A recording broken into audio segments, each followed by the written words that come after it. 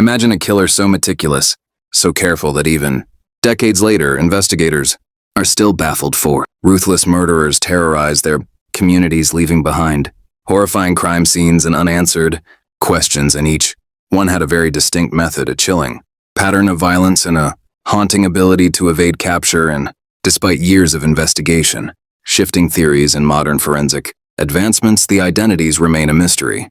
Were these crimes the work of singular, calculating individuals, or is there something more sinister lurking beneath the surface? Today, we explore four of the most perplexing unsolved serial murder cases, killers who disappeared into the shadows and perhaps are still out there. Crime, conspiracy, cults, serial killers, and murder, all things that I love to consume, and I know you do too, you sick, beautiful, intellectually minded break. And today we are doing just that. We are talking about serial killers that have evaded capture, and that could possibly be still out there, which is absolutely horrifying. And that's why I'm telling you today, because I want you to be safe, my little baby girl. I want you to be safe, okay? If you're a 40-year-old man watching this, I'm calling you baby girl as well, all right? So without further ado, let's unbuckle our seatbelts, go Mark 5 down the highway, slam on the brakes, and bust through this windshield into these 4 unsolved murder serial killer cases, music together. All right, before I get started, I need to put on my freaking glasses because I can't see. Gather around because now as Chris read screens, wow. Oakland County, Michigan, 1976. Tree lines.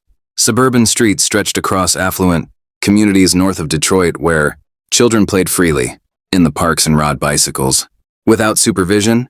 You know, the good old days. Not that I was alive back then. And the area embodied middle class American security, well maintained homes with manicured lawns, good schools, and a pervasive sense of safety that would soon become shattered. And during this period, before cellular phones and instant communication and the interwebs, children regularly ventured out until dusk, expected to return home when the streetlights illuminated. And this environment of perceived safety created the perfect hunting ground for a predator who would eventually launch what became the largest manhunt in U.S.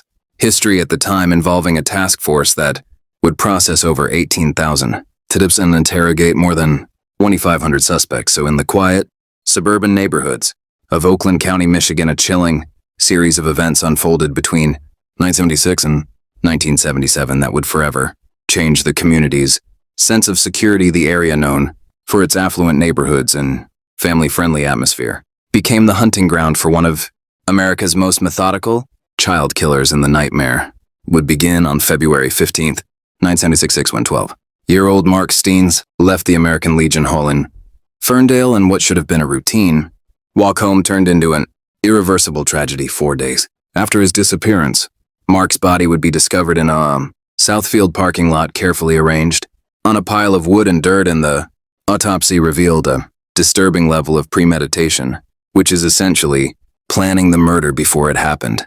Mark had been strangled. An essay with a foreign object, and the rope marks on his wrist and ankles indicated he had been bound during his captivity, while 2 lacerations on his head suggested violent trauma. Just a real special place in the depths of the urine of hell for the person that did this. It's just sickening. And obviously police would investigate, but they would come up with nothing. And less than a year later, on December 22nd, 1976, another family's world would collapse when 12-year-old Jill Robinson left home after arguing with her mother. Her bicycle was recovered behind a hobby store the following day, but Jill herself remained missing until December 26th, when her body was discovered alongside Interstate 75 in Troy. And perhaps most disturbing was the evidence that she had been cared for during the 3 days before her murder, still wearing her backpack and fully clothed when so the killer was obviously a monster, but there was a side of him that had remorse for these kids, or felt like he still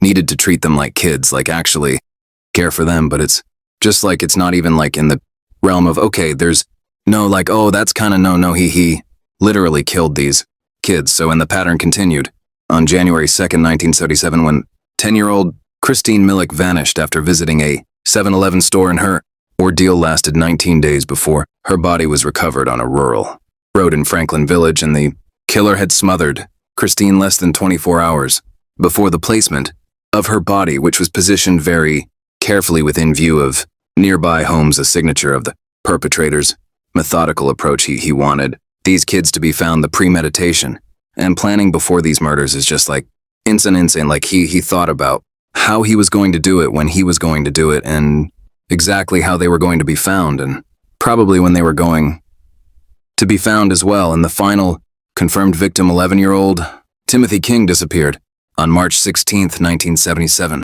during a trip to a local in his car that he let borrow his car for, nefarious, murderous reasons. But perhaps most telling was James Vincent Gunnels, who had actually been seen by Christopher Bush as a teenager, and forensic testing found his DNA potentially matched a hair on victim Christine Melk, though the statistical probability, being only 1 to 150, proved too low for conclusive identification, and Gunnels has consistently denied any involvement. So time marched relentlessly forward while justice stood still, and nearly 5 decades after the horrific killings that terrorized Oakland County, the case remains unsolved, despite remarkable advances in forensic technology. And for Timothy King's father, Barry, the quest for answers became his life's mission, which, how could it not, being a parent, my heart just goes out to all these families.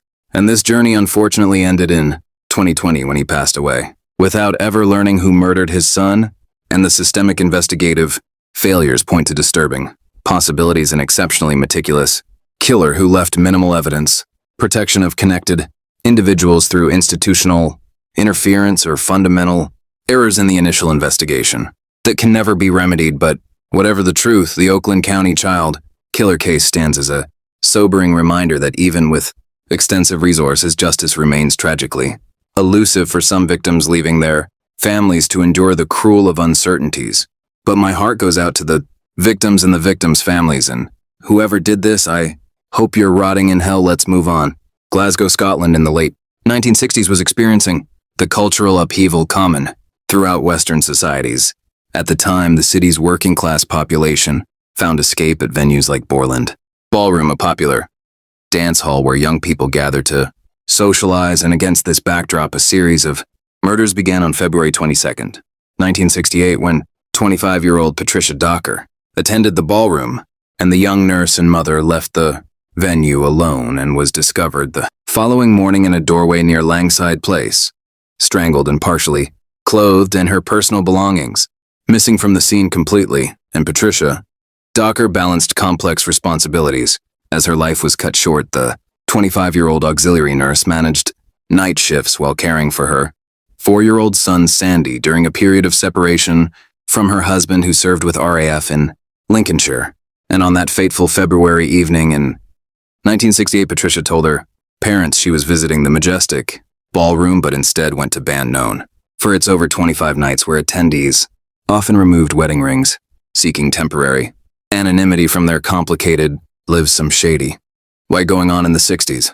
Tell you what, but Patricia would go to this ballroom and leave, and then obviously lose her life, which is extremely horrible, but would lead us to our second victim, which would be Jama McDonald. And Jama maintained a household as a single mother to 3 children: Elizabeth, who was 11 years old, Andrew, who was 8 years old, and Alan, who was 7. Even described by acquaintances as clean and well cared for, Jama ensured her children were properly looked after despite the challenges of sole parenthood, and her murder in August of 1969 fractured the family unit she had worked so hard to maintain, and the aftermath proved additionally devastating, as her 3 children were separated and placed in different care homes, causing a secondary tragedy that extended beyond the initial death. Just so heartbreaking. And then we have Helen Pook. Now, Helen Pook would be the final victim, and she had recently returned to Glasgow with her husband George, an army serviceman, and their 2 young sons, David and Michael. And the night of her murder in October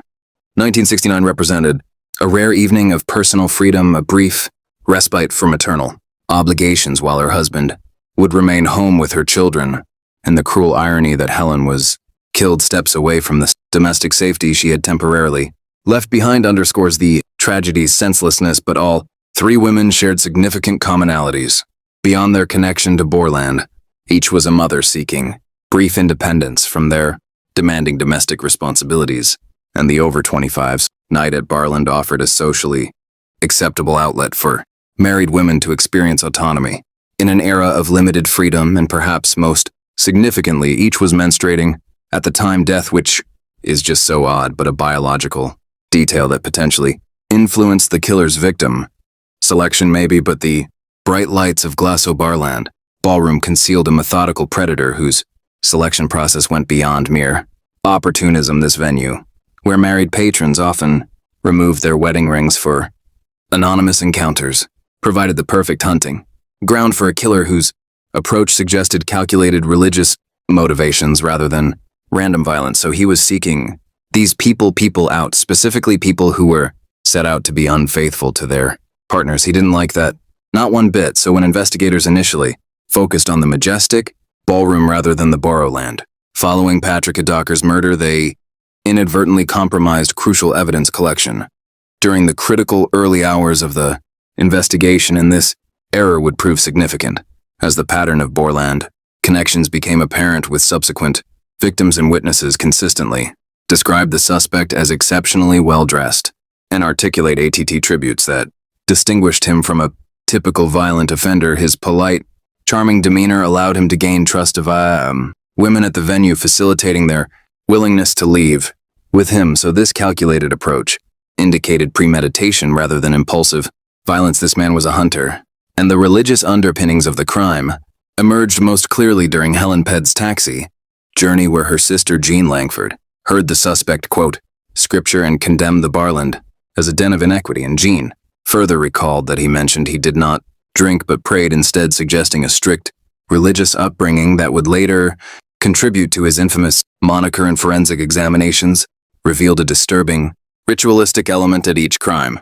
seeing the deliberate positioning of sanitary items near the victim's body indicated the killer harbored specific fixations, possibly connected to biblical notions of impurity. And this consistent pattern, combined with the strangulation method employed in each murder, pointed to a signature that evolved while maintaining core elements, potentially indicating the killer's growing confidence or adaptation to avoid detection. This guy was unfortunately smart and extremely calculated and extremely judgmental to consenting adults, and as the ritualistic elements at the crime scene became clear, Glasgow police mobilized in unprecedented numbers. What began as a standard murder investigation transformed into Scotland's most extensive manhunt, yet it would ultimately fail despite groundbreaking tactics and compelling witness testimony, and the investigation pioneered forensic techniques never before seen in Scottish policing. Most notably, authorities created and widely distributed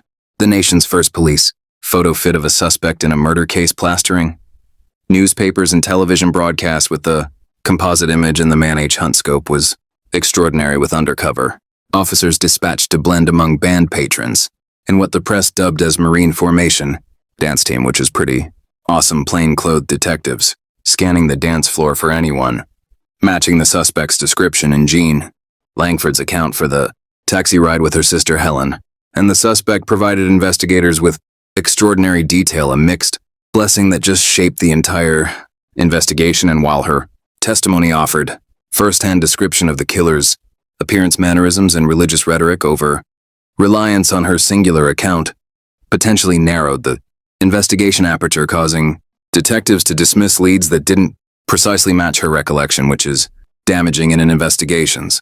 I mean, obviously it's good to have that testimony, but I mean, we're not built to remember somebody perfectly.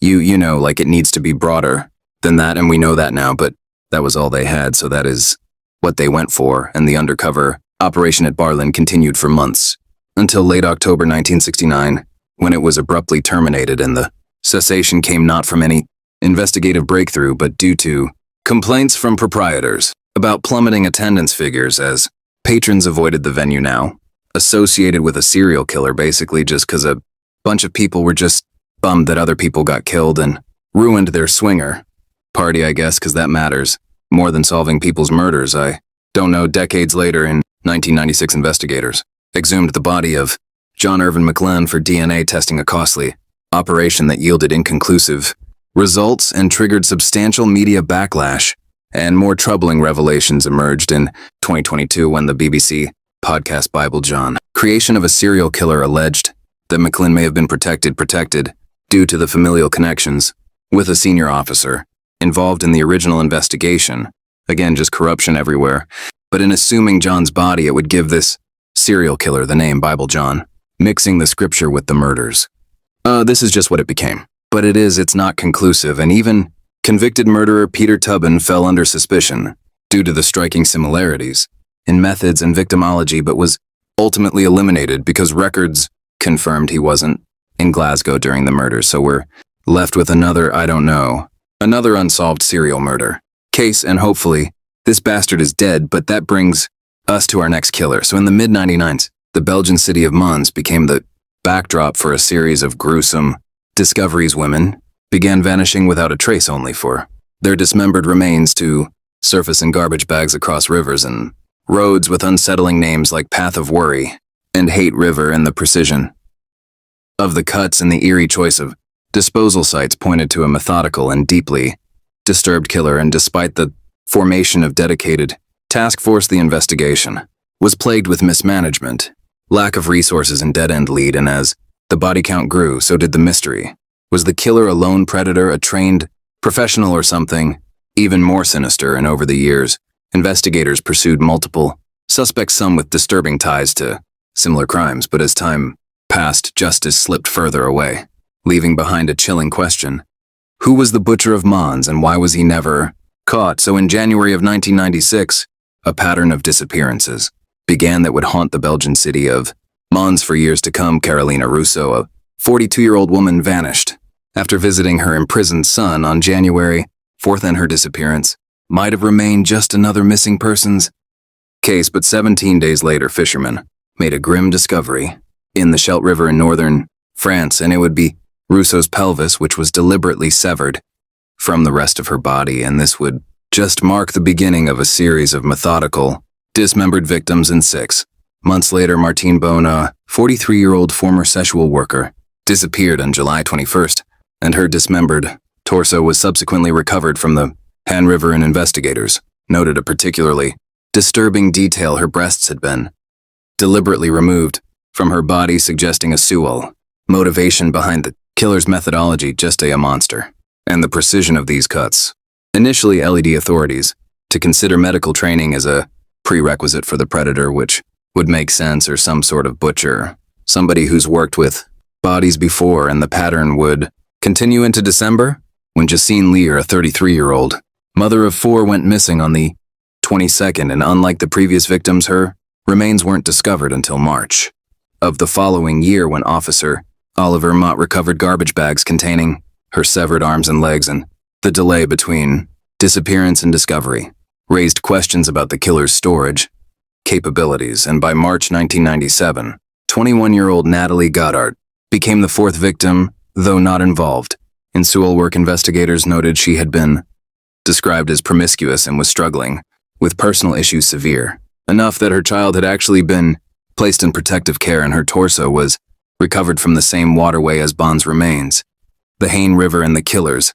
final lone victim would be Bonia Valencia, a 37-year-old woman with schizophrenia, who disappeared from Frameries during the summer of 1997, and only her skull would be recovered in the area of Hans, suggesting an evolution in disposal methods or decomposition that prevented further remains from being located. He was just getting a lot better at hiding the remains, and forensic analysis would reveal disturbing detail that investigators initially overlooked. The preservation state of various body parts differed significantly. Some remains appeared relatively fresh, while others showed evidence of refrigeration, indicating the killer likely stored dismembered parts for extended periods before the actual disposal, and this suggested both access to suitable refrigeration facilities and a disturbing level of planning. And perhaps most chilling was the killer's apparent psychological signature in the selection of the disposal sites. Locations with mob names became favored dumping grounds: Rue d'Haute, literally dump street; CHDU'd, which is Path of Worry; and rivers with unsettling names like Pain, which is hate, and Toy, which is jitters. In this deliberate selection of symbolically charged locations suggested a perpetrator who incorporated psychological elements into their methodology, so the symbolically charged disposal sites just reflected a killer with psychological sophistication. Yet the Belgian judicial system response would prove remarkably insufficient. Despite establishing a specialized investigative unit, authorities gradually abandoned their pursuit of the butcher, while dismembered bodies continued to appear throughout the region, and in the aftermath of the killings, Belgian authorities formed the Corpus investigative unit under Magistrate Pierre Plet, and this represented the nation's most concentrated efforts to identify and apprehend the methodical killer terrorizing Mons. However, from its inception, the unit faced substantial institutional constraints despite the brutality and sophistication of the crimes. Belgian officials classified the case as merely local, failing to allocate adequate resources for what was clearly a complex serial murder investigation. So the systemic dismantling of the investigative effort became evident as years passed without an arrest, and by 2007, what had begun as a substantial team had been reduced to only 4 investigators, and the dramatic reduction occurred even as the unit had examined nearly 1,000 complaints over 13 years, demonstrating a very troubling administrative indifference to solving the case, and the lack of modern forensic techniques available at the time further hampered investigators, limiting their ability to extract DNA evidence or effectively share information across international borders. The investigation eventually developed significant international dimensions. In 2007, Montenegrin authorities arrested Mail Tolja, who emerged as the investigators' most compelling suspect, and Toa's crime history included a strikingly similar murder in New York in 1990, where victim Mary Bill was dismembered and placed in garbage bags, a methodology nearly identical to the butcher's signature. And additionally, evidence against Tula included his confirmed presence in Belgium during the Mons murders, his romantic connection to the New York victim, and bloodstain discovered in his apartment, yet investigators never secured conclusive proof linking him to the Belgian killings. Anula's death in a Montenegrin prison in 2012 permanently foreclosed any possibility of obtaining a confession or conducting additional DNA comparisons, but good rid anyway. But other suspects emerged throughout the investigation. Jacques Antoine, a French doctor, became a person of interest after his son wrote letters to police accusing him of carrying black trash bags while living in Mons during the murder period. But these accusations ultimately held very little weight, undermined by inconsistencies in the son's peculiar focus on his father's firearm collection rather than behaviors related to dismemberment.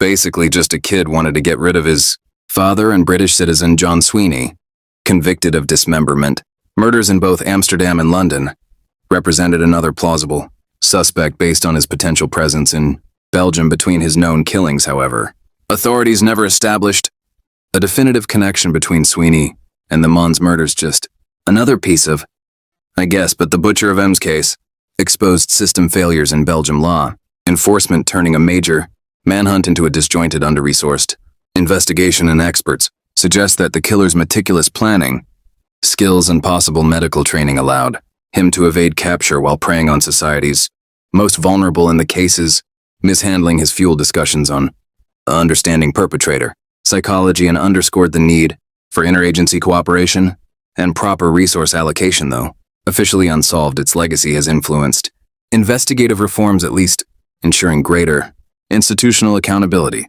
Changes that, well, too late for the victims, may help prevent similar failures in the future. And with that, we move on to our last unsolved serial killer murder case. San Francisco's foggy beaches in Ed Parks became the hunting ground for this methodical predator. Ocean Beach, with its desolate stretches of sand, shrouded and mist, served as the backdrop for the Doodler first confirmed murder on January 27, 1974. The body of Gerard Earl Kavanaugh was discovered there, bearing multiple stab wounds. The 49-year-old's death marked the beginning of a pattern that would terrorize the city's gay community for 18 months, leaving bodies scattered across Ocean Beach, Golden Gate Park, and Lincoln Park. And the pattern linking these homicides together emerged gradually as each new victim was discovered. What began as seemingly unrelated crimes soon revealed a methodical perpetrator with consistent targets and methods, and Kavanaugh's defensive wounds indicated a violent struggle against his attacker, the 17 stab wounds demonstrating a level of aggression that would become a characteristic of the killer's approach. And the investigators initially treated this as an isolated incident, failing to recognize the beginning of a systemic campaign of violence. And only 5 months later, the killer would strike again. Joseph Stevens, known professionally as Jay, was discovered near Spreckles Lake with 5 stab wounds, and the location of his abandoned car suggested he had willingly accompanied his killer to the secluded area of Golden Gate Park, likely anticipating a Sewell encounter, and as a performer in San Francisco's nightlife, Stevens represented a more visible target within the game community, and the brutality escalated drastically, with the third victim just 12 days after Stevens' death, so his cool-down period has drastically gotten shorter. Clay's Chrisman's body appeared at Ocean Beach. The German visitors suffered what investigators described as an extraordinarily vicious attack with slashes to his throat so severe they appeared to be an attempted decapitation, and this marked a significant intensification in the killer's violence. And then nearly a year would pass before Frederick Kappen became the fourth victim. The decorated Vietnam veteran received 16 precisely delivered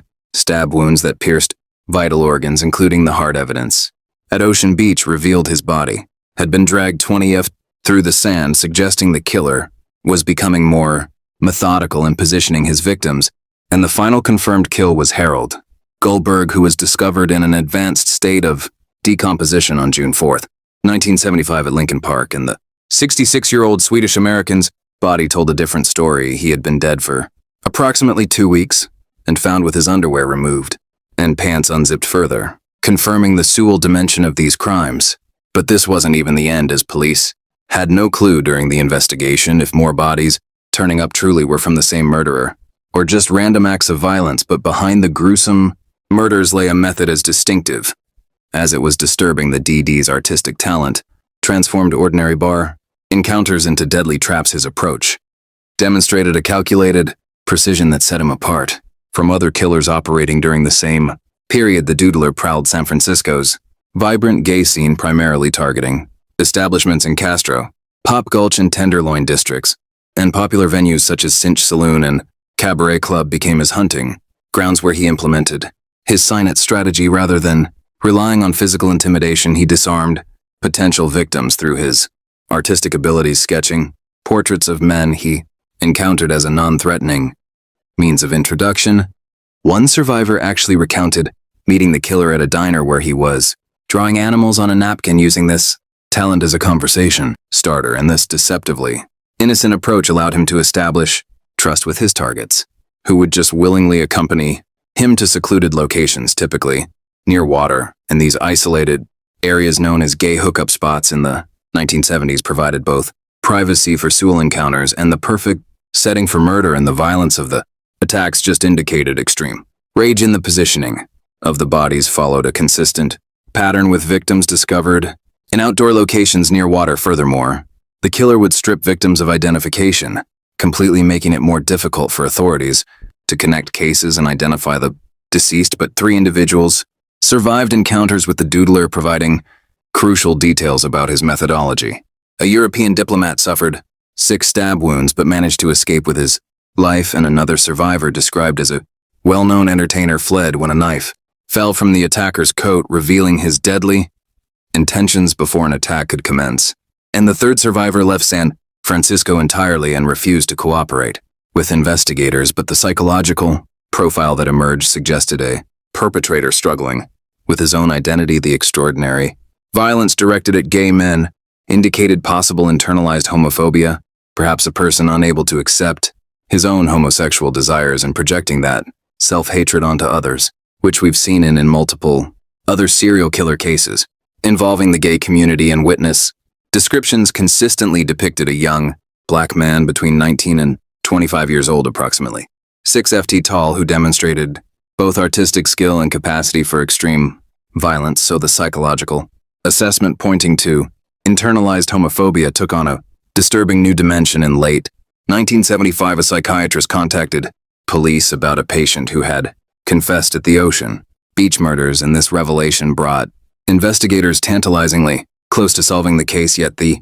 Doodler would ultimately slip through their grasp due to circumstances that reveal as much about 1970s America as they do about the killer himself. And the investigation was led by a formidable team: Ora Guilford and Earl Sanders, African-American homicide inspectors nicknamed the Soul Brothers, who had earned reputations for their meticulous work. They had constructed a very detailed case file that included a police sketch and narrowing list of suspects, and when the psychiatrist came forward with the information about his patient's confession, investigators believed they had finally identified their perpetrator. These guys look badass, these guys look badasses. That's awesome, and under questioning, prime suspect acknowledged his struggles with identity, but denied committing the murders completely, and without physical evidence, definitively connecting him to the crimes authorities found themselves in an evidentiary stalemate. The case now hinged entirely on testimony from the 3 survivors who encountered and escaped the doodler, and the socio-political climate of the 1970s created an insurmountable barrier to justice. Basically, homosexuality remained classified as a mental illness by American Psychiatric Association until 1973, and the stigma persisted long after declassification. Gay men face potential loss of employment, housing, and social standing if publicly outed, and for the European diplomat, testimony would have meant career destruction, basically. So their lives were on the line with the doodler, but also their lives were on the line with the public, and for the entertainer and the well-known survivor, public identification as a homosexual threatened their livelihoods and personal safety, and relations between law enforcement and the LGBTQ+ community further complicated matters. Police raids on gay establishments were common practice throughout the 1960s and even early 1970s, fostering a deep institutional distrust, and many gay men viewed police not as protectors but as persecutors, making cooperation with authorities a fraught proposition even where their own